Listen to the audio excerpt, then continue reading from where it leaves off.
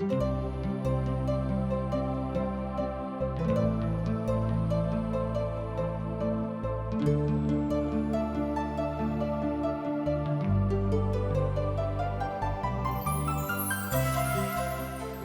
सब TWR के माध्यम से प्रस्तुत कार्यक्रम असक इजोत देख रहल छी। यह एकटा सुनियोजित ढंग से बाइबलक पुस्तक के अध्ययन अछि। यह कार्यक्रम के उद्देश्य अछि कि लोक दुनिया व संसार के बनाबऽ वाला परमेश्वर के उद्देश्य के बुझे व जाने कि हुनक इच्छा के अनुरूप चलै छी कि परमेश्वर के लोकों के रूप में हम अहाँक और अहाँ के परिवारक परवाह करै छी। अहाँ सबके आध्यात्मिक रूपों से आगा बढ़ऽ में जीवनक ज्योति दऽ रहल छी। कृपया देखू आ सुनू जाहिसँ परमेश्वर अहाँ के जीवन के ढेर आशीष से भरि देथिन। आशाक इजोत मैथिली कार्यक्रम में हम अहाँ के एक बेर आर अभिनंदन प्रभु यीशु मसीह के मीठ आ पवित्र नाम से कह रहल छी। आजुक दिन हमरा सब पवित्र पोथी बाइबल के यूहन्ना रचल सुसमाचार तकर 11 अध्याय के 1 पद से लऽ कऽ 20 पद धरि के अध्ययन करब। यूहन्ना अपन लेखकीय दृष्टिकोण के एहिठाम अभिव्यक्त करैत छथि। मुदा जँ अहाँ एहिठाम यूहन्ना के एकटा लेखकक रूप में देखब तऽ अहाँ देखैत छी हुनक लेखन बड्ड सटीक रहनि, अर्थात बड्ड सरल, विनीत आ सोझ भाषा में प्रभु के एहिठाम अभिव्यक्ति करैत छथि। अर्थात प्रभु यीशु मसीह के ओतेक विशाल जिंदगी के यूहन्ना बड्ड सरल भाषा में बताबैत छथिन। किएक तऽ टीकाकार सब एहिठाम कहैत छथि कि यूहन्ना प्रभु संग बहुत दिन छलाह, तैं ओ स्पष्ट रीति से एहि बातक बखान करे में सक्षम छलाह जे प्रभु यीशु मसीह जिंदगी के सरल भाषा में बता दिए, जाहिसँ संपूर्ण मनुष्य जाति एहि बातसँ उद्धार पावेक, अर्थात प्रभु से उद्धार पावेक। एहिठाम हमरा लोकनि हुनक मानवीय भावना के देखैत छी जे मनुष्य जाति से जतेक प्रेम प्रभु यीशु मसीह कयने छलाह, ओही तरह यूहन्ना अपन बातक एहिठाम बतौने छथि। यूहन्नाक पोथी तकर 8 अध्याय तकर 58 आ 59 पद में तथा तकरा बाद दोसर ठाम एहि अध्यायक विषय में अहाँ पढ़ि सकलहुँ हैं, अर्थात अध्याय 11 में अहाँ हुनक सेवकाई के विषय में देखैत छी। प्रभु यीशु मसीह ठाम संपूर्ण सेवकाई में अर्थात एकटा मनुष्य जाति के सेवका के रूप में उपस्थित भऽ कऽ आबैत छथि। हमर भाई बहिन, स्वयं परमेश्वर मनुष्य जाति के सेवक बनि कऽ हुनका मध्य में घुरि फिर रहल छथि, हुनका संगे रहैत छथि, खाइत पियैत छथि। ई बातक देख कऽ सुनि कऽ पढ़ि कऽ जे किओ भक्त जन छथि हुनक मन खूब हर्षित भऽ जाइत छनि कि पिता परमेश्वर स्वयं अतेक प्रेम अपन लोक से कयलथि जो संसार में अपन पुत के पठा देलखिन। एहिठाम इस्राएली राष्ट्रक शिक्षा याद देवल गेल छनि कि जे किओ प्रभु यीशु मसीह के अपन उद्धारकर्ता के रूप में ग्रहण करैत छथि, हुनक सेवकाई के बुझैत छथि कि आरंभ से लऽ कऽ अपन सेवकाई के अंतिम काल धरि कतेक मनुष्य जाति के सेवा कयलनि। आ एहि अध्याय में ओ घोषणा कऽ रहल छथि जे ओहि सुसमाचारक सुना, किएक तऽ जे किओ सुसमाचारक सुनने छथि हुनक मन गदगद भऽ जाइत छनि। आजुक दिन अहूँक जिंदगीक लेल एकटा महान अवसर अछि जे अहूँ पवित्र पोथी के अध्ययन में सम्मिलित भऽ रहल छी। एना तऽ 20 आ 30 पद में आ तकरा बाद में 31 पद में एहि बातक सेहो बतायल गेल छै। एहि बातक घोषणा होइत अछि जे ओ एहि माध्यम से सूचना दऽ रहल छथि कि प्रभु यीशु मसीह ओहि सबटा बातक मनुष्य जाति के बीच में राखि रहल छथिन। मृत्यु एकटा एहन महान रहस्य अछि, एहन महान सत्य अछि, तकरा से केओ इनकार नहीं कऽ सकैत छथि। संसार में एहन केओ नहीं छथि, ओ किएक नहीं वैज्ञानिक रहथि, विद्वान रहथि, धर्मी रहथि वा पापी रहथि, केओ एहि बातक इनकार नहीं कऽ सकैत छथि कि हुनक मृत्यु नहीं हेतनि। हमर भाई बहन, जे केओ एहि संसार में दैहिक रूप में जन्म लेने छथि, एहि देही के मृत्यु भेनाइ बड़ जरूरी अछि। किएक तऽ पिता परमेश्वर एहि बातक एहि तरहक नियम एहि संसार में बना देने छनि कि जे किओ एहिठाम जन्म लेने छथि हुनक मृत्यु अवश्य हेतैक। मुदा जे किओ प्रभु यीशु मसीह के अपन उद्धारकर्ता के रूप में ग्रहण कऽ लेने छनि हुनक मृत्यु नहीं हेतैक।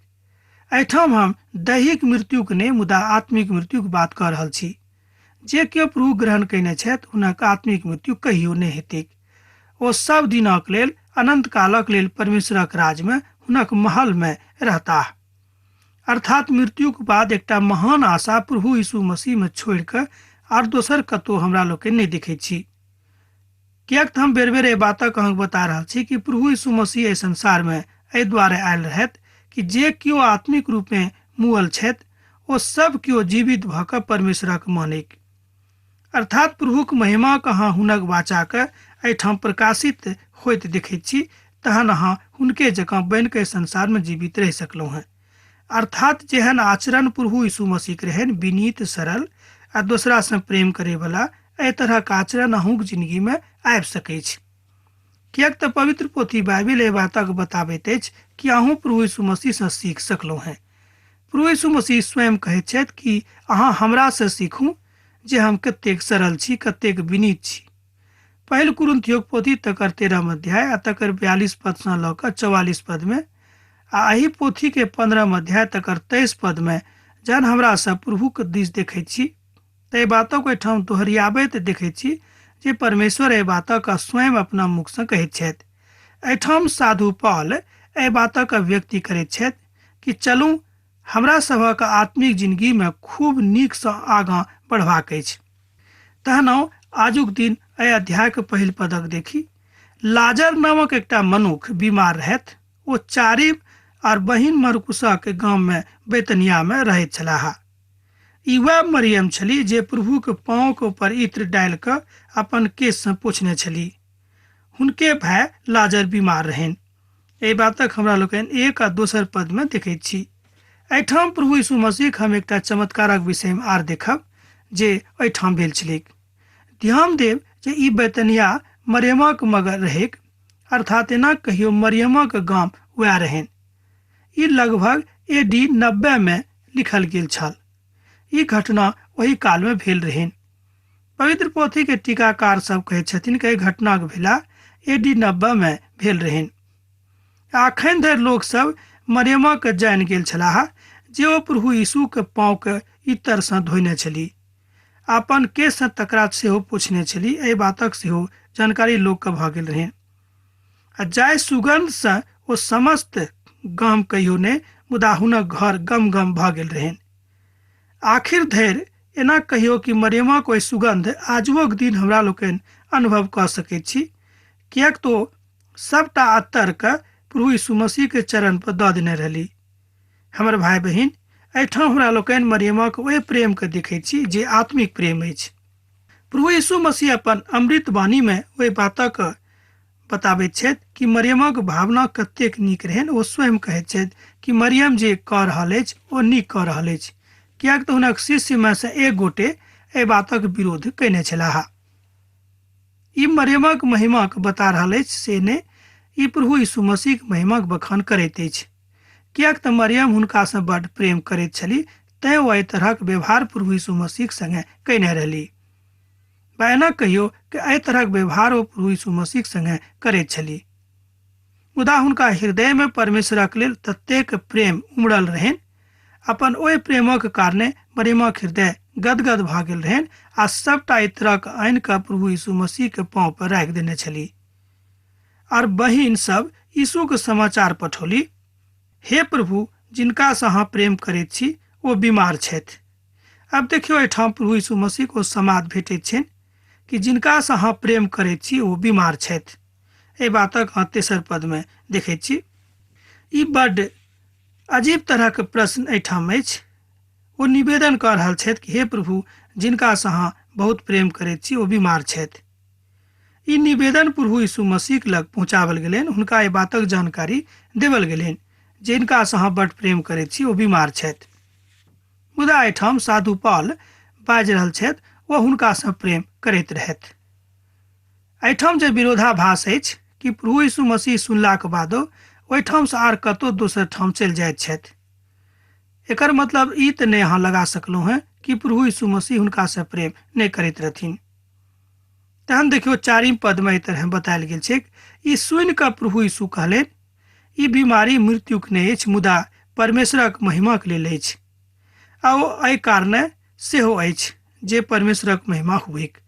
एहिठाम प्रभु यीशु मसीह बातक बाजैत छथि कि लाजरसक बीमारी कोनो अनेरे नहि भेल अछि, मुदा लाजरसक बीमारी परमेश्वरक महिमा करबाक लेल भेल छनि। एहि बातक अहाँ 4 पद में देख सकैत छी यूहन्नाक पोथी में। अब अहाँ देख सकलहुँ हैं जे यीशु एहि काल में बैतनिया गाम में नहीं रहथि, किएक तऽ हुनका लग समाद पठावल जा रहल छलनि। ओ ओतयसँ कतहु दोसर ठाम चलि गेल छलाह। मुदा हुनका एहि बातक समाद मिल गेल रहनि कि हुनक जिनका से प्रेम राखैत छथि ओ बीमार छथि। जहन प्रभु यीशु एहि बातक सुनैत छथि तहन लाजरस बीमार छथि, हुनका नीक नहीं लागैत छनि।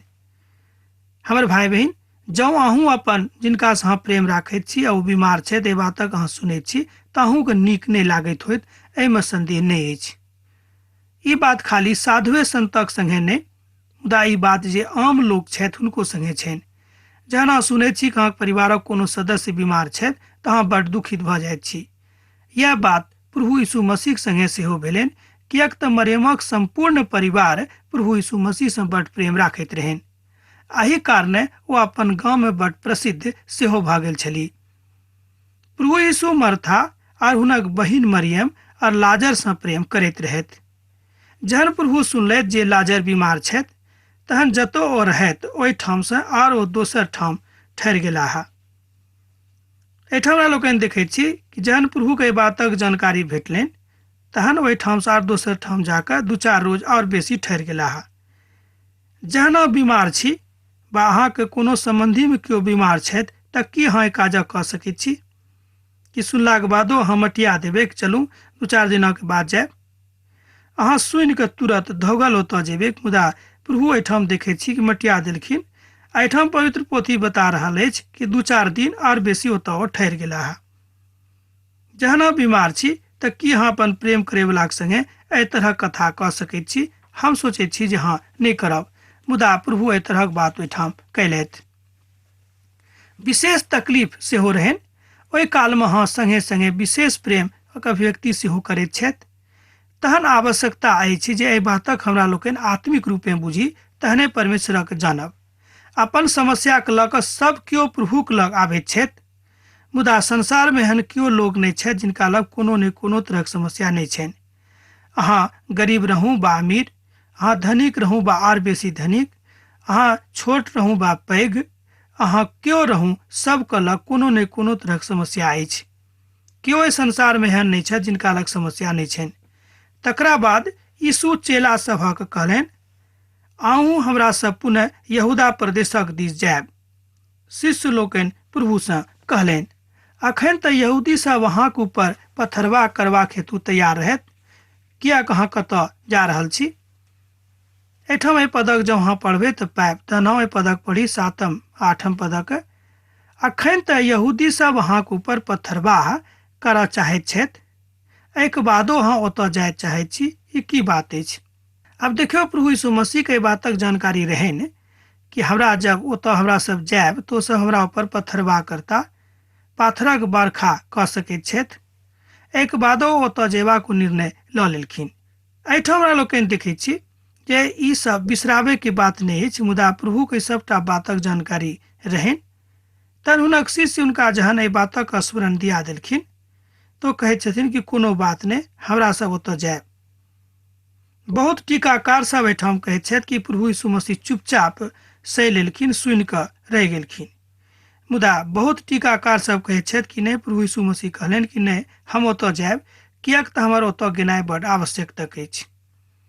हमर भाई बहिन, जहन प्रभु आवश्यकता बुझैत छथि तऽ हुनका केओ नहीं रोक सकैत छथि।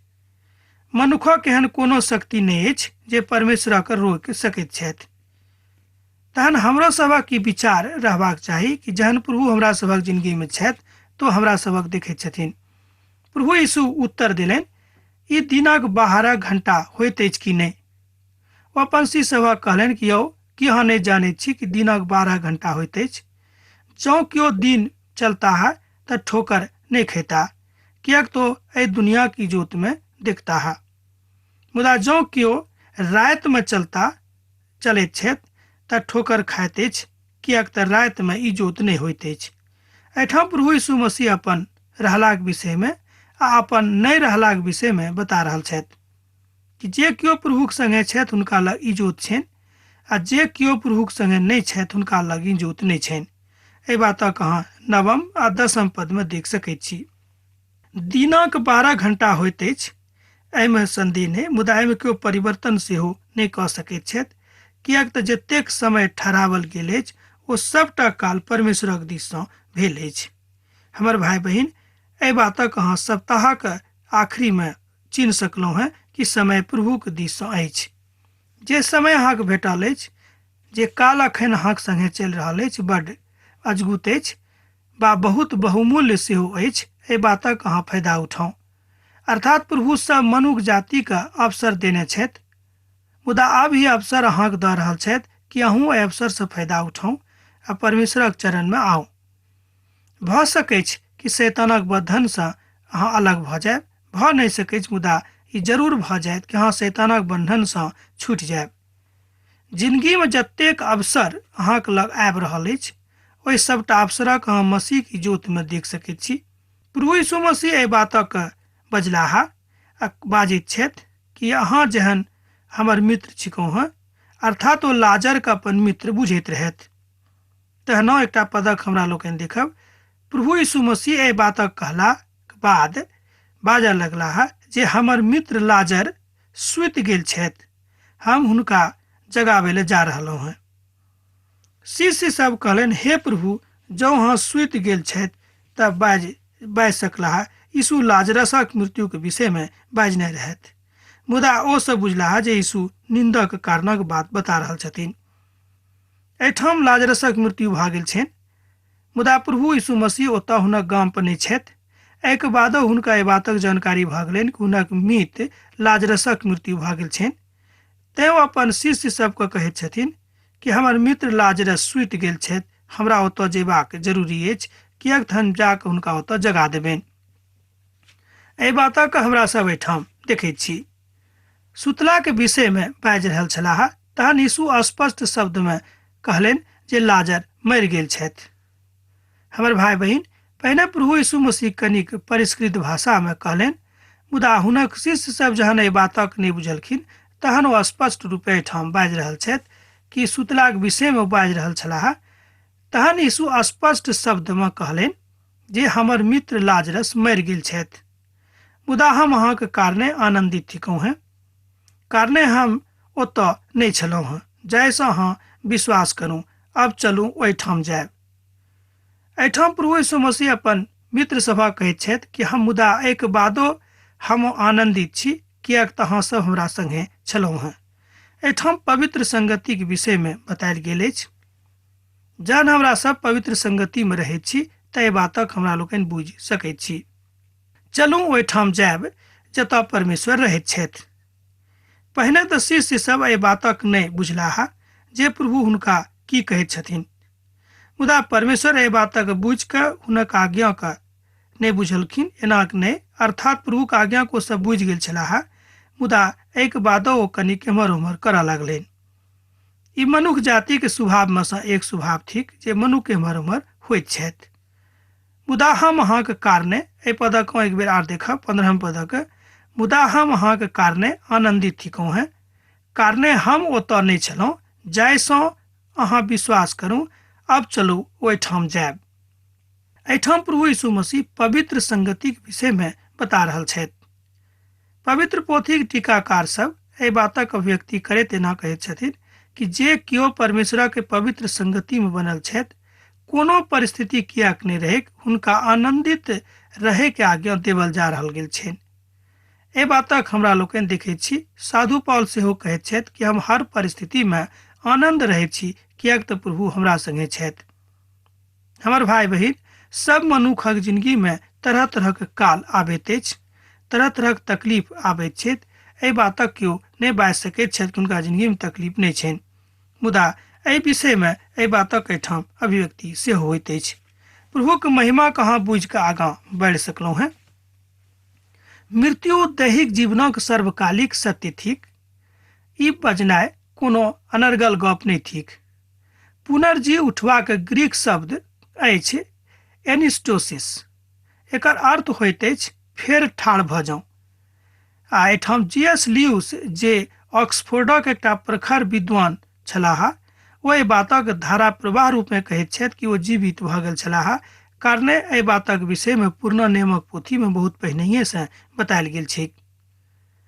जी.एस. लुइस साहब एहि बातक एहि तरह कहैत छथि कि हुनक पुनर्जीवित भेनाइ मनुष्य जातिक लेल एकटा आश्चर्यक बात भऽ सकैत छै, मुदा परमेश्वरक दृष्टि में ई कोनो आश्चर्यक बात नहि रहनि, किएक तऽ हुनका एहि द्वारा पठावले गेल रहनि कि मनुष्य जाति के उद्धारक लेल अपन प्राणक देख आ तकरा बाद तेसर दिन जी उठेक। अब हम परमेश्वरक किछु वचनक एहिठाम देखब और अपन बातक एहिठाम देखब जे परमेश्वर हुनका संगे कतेक नीक काज करैत छथिन। हमर भाई बहिन, एहिठाम जे पद बतायल गेल अछि ओ शब्द छल ग्रीक शब्द। ओहि शब्दक अर्थ होइत अछि जी के उठनाइ, अर्थात जे मुअल छलाह ओ जीवित भऽ गेलाह। यीशु जहन गाम पयलाह तऽ हुनका मालूम भेलनि जे लाजरस कब्र में डालल गेल छथि आ हुनका कब्र में डालल गेनाइ 4 दिन भऽ गेल छनि, अर्थात 4 दिन पहिनहिए लाजरस के कब्र में लोग दऽ देने रहनि, किएक तऽ हुनक मृत्यु भऽ गेल छलनि। बैतनिया गामक यरूशलेम लग लगभग 2 माइलक द्वार पर रहेक। एहिठाम बैतनिया गामक भौगोलिक दृष्टिकोण बतायल गेल छै कि बैतनिया गाम यरूशलेमक लग लगभग 2 माइलक दूरी पर रहेक। बहुत यहूदी सब मर्था और मरियमक घर पर सांत्वना देबाक लेल आयल छलाह। मर्था यीशु के गाम पर अयलाक समाद पाबि कऽ हुनका सँ भेंट करबा गेली, मुदा मरियम घरे पर बैसल रहि गेली। एहि बातक अहाँ 17 पद से लऽ कऽ 20 पद में देख सकैत छी। बैतनिया गाम यरूशलेमक स्वर्ण फाटक सँ 2 माइलक दूरी पर छल, किएक तऽ जे एहिठाम फाटक रहे अर्थात यरूशलेमक जे स्वर्ण फाटक तकरा सँ ओ 2 मीलक दूरी पर रहे। एहिठाम जे 2 माइल दूरी के विषय में बतायल गेल छै तकरो एकटा आत्मिक अर्थ होइत अछि। अब हमरा अहाँ विदा दिअ, आजुक अध्ययन एहिठाम समाप्त करब, किएक तऽ अहाँ से विदा होइके अवसर काल आबि गेल अछि। हाँ, पाती लिखनाइ नहि बिसरायब। प्रभु यीशु मसीह के नेह सैद घड़ी अहाँके जिंदगी में बनल रहेक। आमीन। हमरा विश्वास अछि कि ई कार्यक्रम अहाँके लेल लाभदायक सिद्ध भेल अछि। हम चाहै छी कि अहाँ अपन आशीषके हमरा संग साझा करू। जँ अहाँके नजीक बाइबलसँ जीवनसँ संबंधित कोनो प्रकारके प्रश्न भऽ सकैत अछि तऽ अपन समस्याके लेल प्रार्थना करबाके लेल जँ चाहै छी तऽ हमरा फोन पर जरूर संपर्क कऽ सकैत छी। परमेश्वर अहाँ सबके एकटा सुखद आनंदित दिन प्रदान करैक।